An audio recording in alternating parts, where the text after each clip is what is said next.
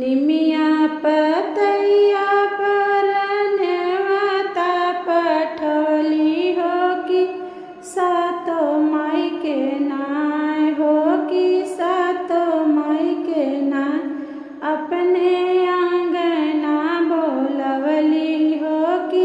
सातो माई के नाय अपने आंगना बोलवली हो कि सातो माई के नाय सात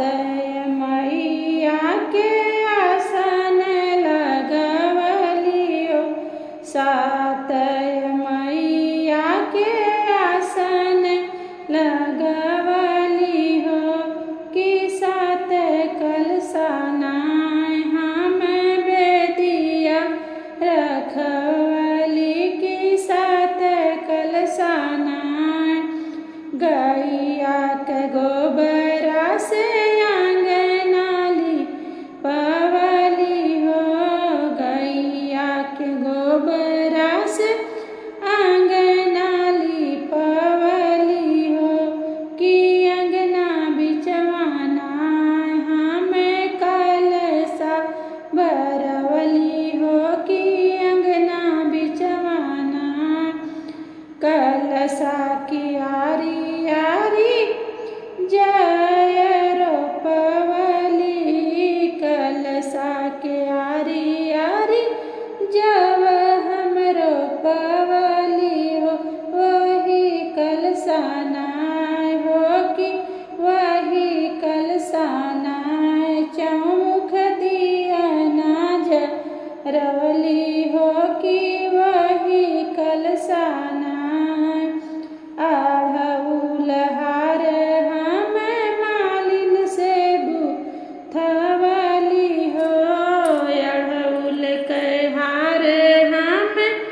मालिन से गुथवली हो पूजा के थलिया नाय हो पूजा के थलिया नाय घिया दियना से सजवली हो पूजा के थलिया नाय हलुआ पूड़ी से भरवली पूजा के थलिया नाय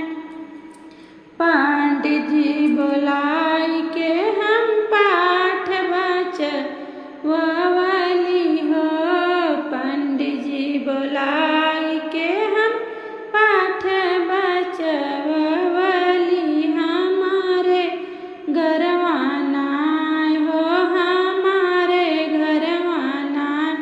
आई भैरव की बहिनिया हो हमारे घरवाना गंगा जी के जलवा से पहुआ पखरली हो गंगा जी के जल